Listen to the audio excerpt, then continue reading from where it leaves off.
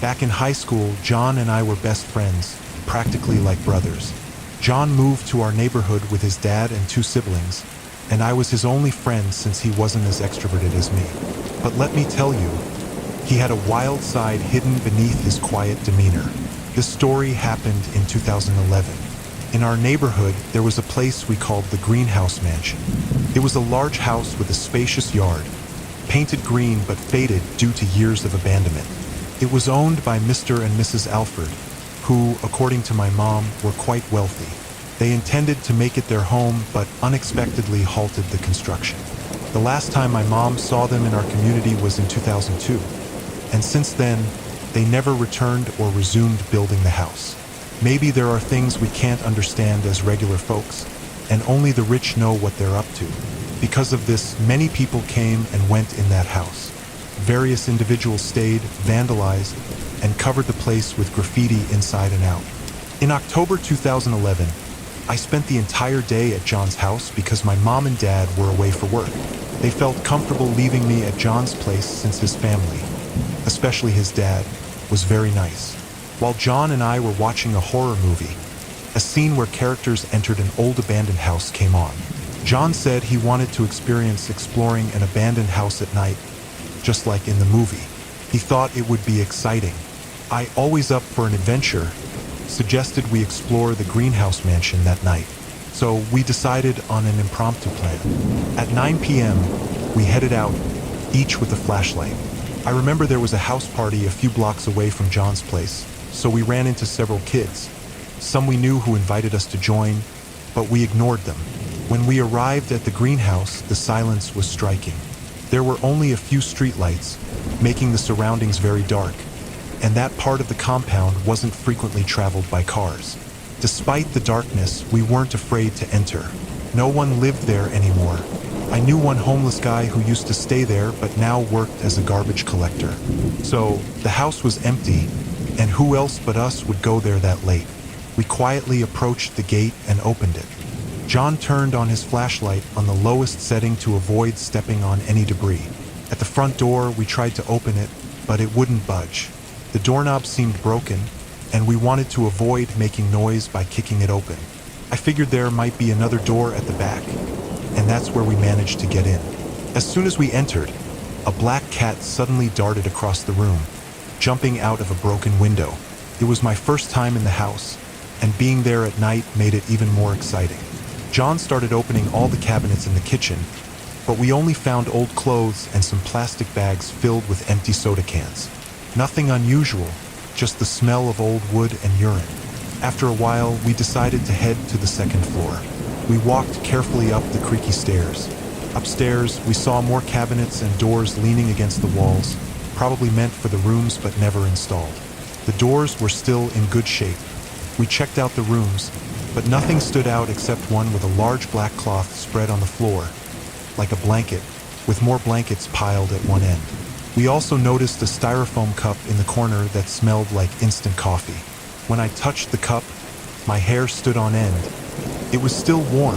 At that moment, I knew we weren't alone. Someone else was there. But where? I signaled to John, who was looking out the window, to show him what I found.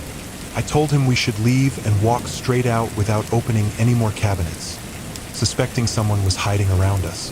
I knew it wouldn't end well if we encountered them. As we left the room, we passed two cabinets that had been closed earlier, but now one was open. John swore he hadn't touched it. Then we heard footsteps downstairs. We turned off the flashlight and listened. The footsteps were in the kitchen. We panicked because the kitchen was our only way out since the front door was jammed. About 2 minutes later, we still heard the footsteps in the kitchen. Then the kitchen door opened and closed. When the noise stopped, we decided to head down. John grabbed a long piece of wood for defense. We carefully descended the decaying stairs when we heard more footsteps, this time coming from a room on the second floor, getting louder and closer. We bolted down the stairs, and I accidentally sprained my ankle. Thankfully, we were already at the bottom. Ignoring the pain, we ran out, relieved that no one followed us. We sprinted down the street, and when we reached a well-lit area, the adrenaline wore off and my ankle started hurting. We made it home safely, but I was limping for almost 2 weeks. I firmly believe the people in the house were homeless, possibly two of them, but I can't shake off the thought they might have been cult members. Who knows what we would have found if we had lifted that black blanket. One of my childhood dreams was to visit Thailand. It was one of those countries I wanted to explore because I was fascinated by their culture and loved watching Ong Bak movies. It just so happened that my brother, Jeff, married a Thai woman named Mai, and it was summer break. This was back in 2015. Jeff, Mai, and I were headed back to Thailand after their 2-month visit to Dallas. At the time, my mental health wasn't in the best shape, so I didn't really know what to expect or what I'd do in Thailand. But the idea of going there was the only thing that gave me a bit of excitement and joy. It was my second time visiting a foreign country. When we landed in Thailand, we stayed at Mai's aunt's house for a week. During the first 3 days, we did all the typical tourist stuff, visited various night markets to eat and checked out some temples. But deep down, I still wasn't happy or satisfied. As a 17-year-old boy, it was normal to seek some excitement, something I wouldn't experience back home. Coincidentally, Mai's aunt had a son named Pong, who was about my age and into skateboarding. He was friendly, but there was a bit of a language barrier since he wasn't fluent in English, although he knew some. One day, Mai told me that Pong wanted to take me out in the afternoon. I asked where we were going, and she said the mall. I agreed, having nothing better to do and hoping it might lift my spirits since Pong was my age and might know some cool spots. Around 4 p.m., I got dressed and stepped out of my room. On the balcony, Pong saw me and told me to change into something comfortable, like jogging pants and flip-flops. I wondered why I needed to change if we were just going to the mall, but eventually, I complied since Pong wasn't wearing shoes either, and I didn't want to be the odd one out if we met his friends. A Honda Civic pulled up in front of the house, and Pong and I got in. His friend, the driver, was also about our age, and they were laughing and chatting. The friend had a bottle of what seemed like locally made alcohol. From Pong's broken English, I understood that he wanted me to try it later and said I'd surely like it since it would be mixed with beer. I thought, finally, this was the unique experience I was looking for, interacting with locals and getting an authentic feel of the place. Soon, we stopped in a dark part of the city, across from a large, dark, and abandoned building. Pong said this was the mall, the New World Mall, which had been closed. He said it was cool because there were fish inside and I could smoke there if I wanted to, though I didn't smoke. I was just curious about what was inside. We got out of the car and carefully circled the building, looking for a way in. We found a small hole on the side of the mall and squeezed through. Once inside, Pong told me not to walk around yet. We waited for about 5 minutes in the pitch-black darkness to listen for any signs of other people. All we heard were the sounds of cars outside and the wind blowing through the abandoned mall. Once we were sure no one else was inside, we turned on our flashlights. To my surprise, not far from where we were standing was the mall's basement, now completely flooded. If anyone who couldn't swim fell in, they'd surely drown. Pong said it looked beautiful during the day because there were fish in the water. It sounded fascinating. Who would have thought there'd be fish in there? We climbed to the next floor, and the eerie sound of the wind gave me chills. As we walked, I felt like someone was watching us, observing our every move, but I brushed it off, thinking it was just my imagination. My companions seemed comfortable, whispering and laughing. After about 30 minutes, we found a spot to sit. I asked Pong why the mall was abandoned, and he said it was due to a big fire. But the mosquitoes were getting to us, so we decided to move. We found a large room with many chairs, possibly a lounge area back in the day, and sat down. We kept the flashlights pointed down to avoid drawing attention. Pong's friend opened the bottle of homemade liquor. I took a shot and liked it since it was made from fruits and herbs. I had 3 shots, and the guys were thrilled, joking that I was becoming a Thai. Our fun was interrupted by the sound of breaking glass nearby. We went quiet and peeked around but saw no one. Pong said it was probably just the wind, so we sat back down. Then I heard footsteps nearby. I told Pong, but he said he didn't hear anything. We checked again and saw nothing. By then, we were a bit tipsy, having drunk almost half the bottle. About an hour later, we decided to leave, thinking someone else might come in, possibly for illegal activities. As we walked, we heard another sound, this time a bottle breaking, followed by footsteps. Pong and his friend heard it too, so we hurried. When we were going down the stairs, I heard the footsteps turn into a run. I pointed my flashlight behind us and saw a man dressed in black from head to toe. We ran to the gap we had entered through and got out quickly, noticing no one followed us. We returned in 2018 during the daytime for extra safety, but the fish in the basement pond were gone. I still can't forget that experience from 2015. I admit we were reckless, especially since we were tipsy. Who knows what could have happened if we had fallen asleep there, drunk.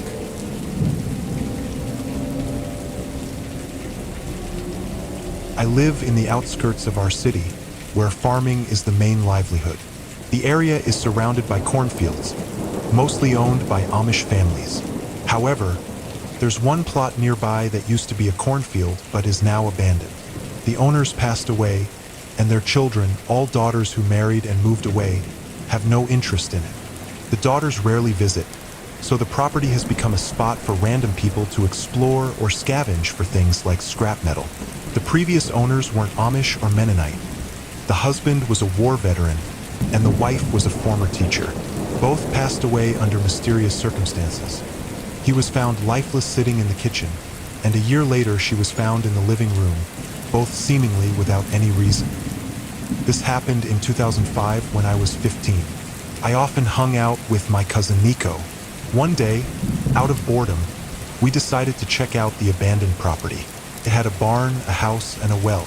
We went there in the late afternoon when it was still bright. The first thing we did was head to the well to see if it still had water. We removed the wooden cover and were amazed to find it still had water, even though the well was supposedly built in the 1800s. We put the cover back on. Next, we went to the house. We weren't scared despite knowing people had died there. We were raised to be tough and weren't religious, so ghost stories didn't bother us. We guessed where the woman might have been found sitting when she passed away. As it got darker, we moved to the barn. Inside, we found an old carriage and some horseshoes. We also saw an old tractor missing some parts.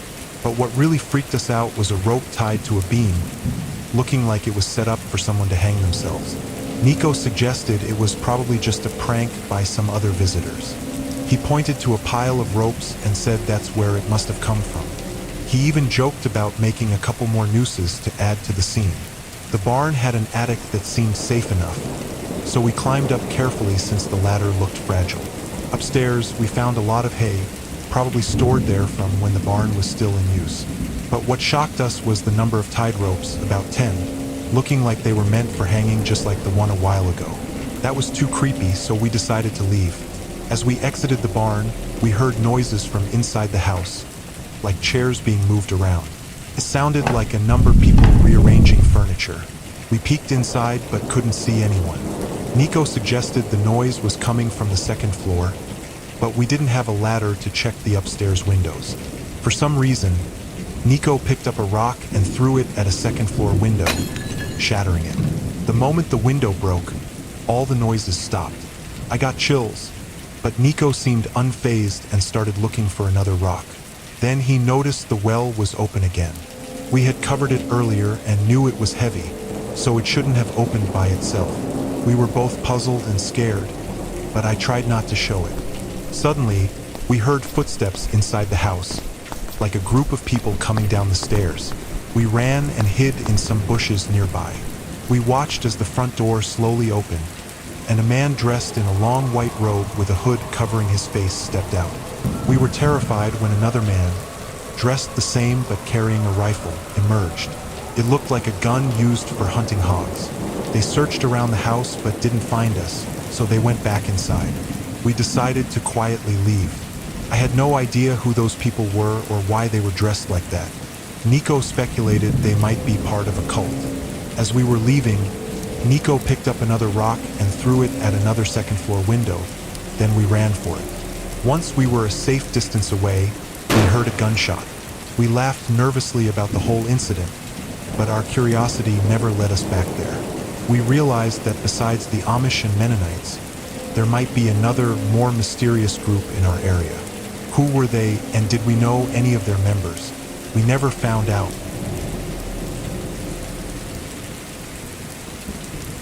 I'm not one to easily believe in ghost stories.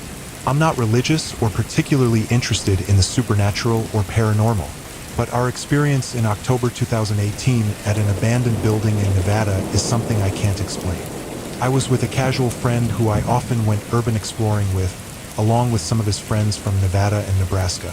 I wasn't sure, but I thought one of them might have a YouTube channel dedicated to urban exploration. I didn't ask much because I just enjoy the adventure and curiosity of urbex. We had plans to explore several abandoned places in Nevada, including some old hotels and buildings whose original purposes I wasn't sure about. We had just come from a haunted asylum tour in the Midwest, and it had been a great experience. On October 16, 2018, we went to this abandoned building. I can't disclose the exact name, but it was an old motel in Nevada. It had 2 floors and a lot of history, having witnessed the Wild West era and several murders. We arrived at night. First, we went to the back of the motel, a large area covered in graffiti. We spent about 20 minutes there while some of our group took footage. I wandered to the front to check it out. I found the front entrance, but it was locked. I discreetly told my friend, and he suggested we go through the back, where there was a staircase leading directly to the 2nd floor. We noticed the door at the top of the stairs was slightly open, probably how others had entered. We climbed the stairs cautiously and managed to get inside.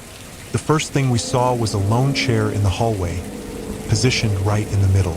We shone our flashlights on it and saw the letters TTD written on the backrest. One of our friends moved the chair to the side, and I leaned it against a door. We started checking the rooms one by one. They still had furniture, and the old beds had noticeable stains. One of our friends said they might be blood stains because that's how dried blood looks.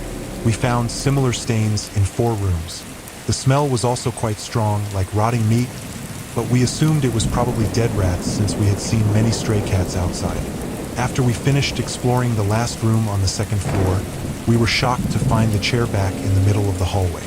There were only 4 of us, and we knew we had all been together in the rooms, so it was impossible for any of us to have moved it. We didn't hear any footsteps or noises outside, so we had no idea how it happened. We reopened each door and checked the rooms again, cautiously this time, thinking it might be a homeless person or someone dangerous. But we found no one, not even outside. We were making a lot of noise, discussing how the chair could have moved. Once we calmed down, we headed to the 1st floor.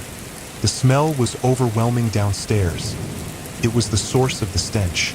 To our horror, we found a pile of dead cats, all black, stacked in the middle of the floor. We covered our noses and continued exploring, trying to bear the smell. Opening another room, we found another pile of dead cats, this time in different colors. We were disgusted and horrified by whoever had done this to the poor animals. We tried to open the front entrance, discovering it was barred with a large rod on the handles. Once we opened it, the smell lessened slightly, but then we heard noises upstairs, footsteps and the sound of a chair being dragged. We rushed back up and saw a man in a blue jacket holding the chair. He was startled and swung the chair at us before throwing it with all his strength, then ran downstairs the way we had come in. Fortunately, we weren't hit by the chair. While we were upstairs discussing what happened, we were chilled by the sound of cats meowing in unison from the 1st floor. The pitiful meows filled the air, hundreds of them at once. It was eerie and unsettling because we had seen no live cats, only the dead ones. We bolted out of the building. My knees still gets weak whenever I recount this experience. Who knows what harm that person could have done to us, given what he had done to those cats. If the cat spirits couldn't rest, I wonder what would happen to our spirits as humans if something as evil were done to us.